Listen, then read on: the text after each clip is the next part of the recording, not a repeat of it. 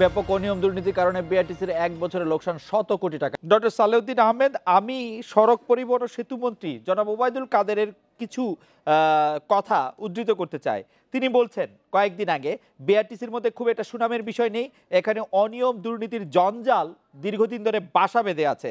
তিনি বলছেন এই প্রতিষ্ঠানে অর্থাৎ বিআরটিসিতে যারা কাজ করে তারা নিজেদের পকেটের উন্নয়নে বিআরটিসিকে ব্যবহার করে। সবাইকে সতর্ক করে দিয়ে মন্ত্রী বলছেন যারা বিভিন্ন জায়গার দায়িত্বে আছেন কার কত ইনকাম তা আমি ভালো করে জানি, কিভাবে ইনকাম হয় তাও জানি।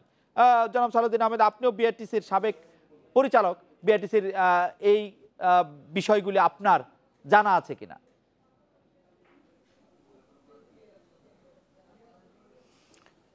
আপনাকে ধন্যবাদ। বিআরটিসি একটা ঐতিহ্যবাহী প্রতিষ্ঠান। বিআরটিসি সেই 1961 সাল থেকে অদ্যাবধি আপনার নানান চলায়ত্তের মাধ্যমে বিআরটিসি পার করে এসছে।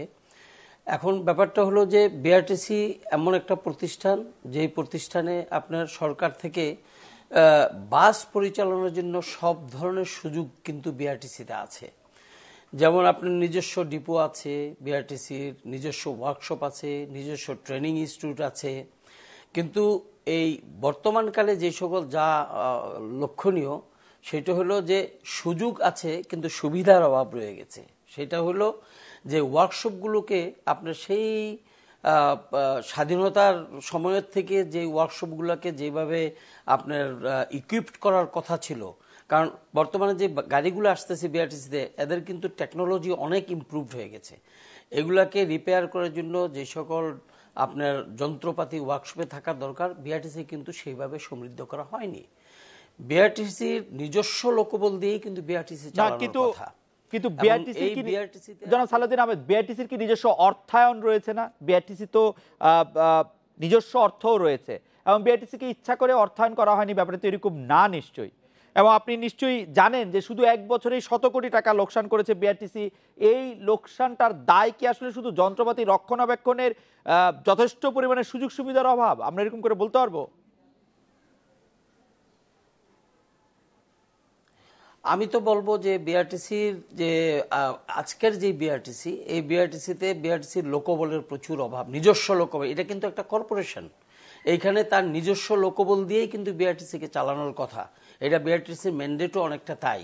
চেয়ারম্যান, কিছু ডাইরেক্টররা ওনারা বাইরের থেকে আসেন, কিন্তু নিচের লোকগুলো কিন্তু সব বিআরটিসিরই থাকার কথা। কিন্তু বিআরটিসিতে সেরকম প্রশিক্ষণপ্রাপ্ত ট্রেন্ড ম্যান পাওয়ার অভাব আছে। আরেকটা যেটা বললেন সেটা হলো যে এই আপনি ধরেন মাননীয় মন্ত্রী মহোদয় যে সকল কথা বলছেন, উনি মন্ত্রী, অবশ্যই উনি না জেনে না বুঝে তো আর এই সকল কথা বলেননি। এটার থেকে উত্তরণের জন্য আমার দৃষ্টিতে আমি যেটা মনে করি সেটা হলো যে বিআরটিসিকে যখন নতুন গাড়ি দেওয়া হয় তখন অবশ্যই যাতে বিআরটিসি এই গাড়িগুলো কিভাবে মেনটেন করবে, কিভাবে রিপেয়ার করবে, আপনার পরামর্শ নিশ্চয়ই সংশ্লিষ্ট কর্তৃপক্ষের কাছে পৌঁছাবে।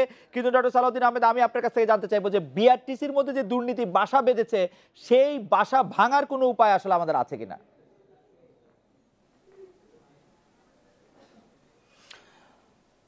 এটা আমি ওই যে বললাম যে হ্যাঁ, দুর্নীতি যদি হয়েই থাকে বা দুর্নীতিতে যে বর্তমানে দুর্নীতি যদি সেই রকম পর্যায়ে পৌঁছে থাকে, যেমন মাননীয় মন্ত্রী যেহেতু বলছেন, এখানে তো আমাকে এটা আপনি কি বলেন? ওবায়দুল কাদের কথা আপনি বাদ দেন, আপনি কি বলেন বিআরটিসিতে দুর্নীতি আছে না নাই?